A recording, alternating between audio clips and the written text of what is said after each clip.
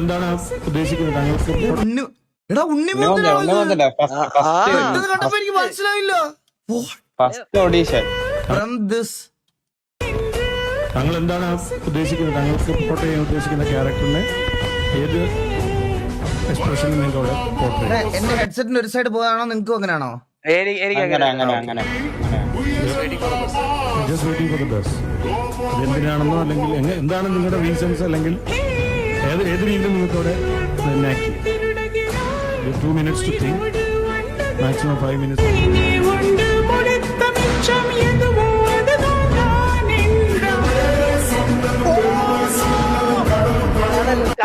എന്റെ പൊന്നോ, അത് കണ്ടത്.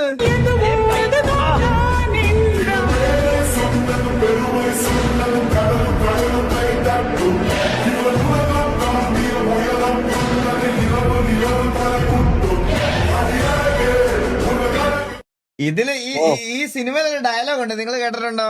ഞാൻ വന്നപ്പോ മുതൽ എന്നെ എല്ലാവന്മാരുടെ കൂട്ടം കൂടിയിട്ട് ഇതാക്കാൻ തുടങ്ങിയതാ, ഇനി ഇവിടെ ഞാൻ മതിയെന്ന്.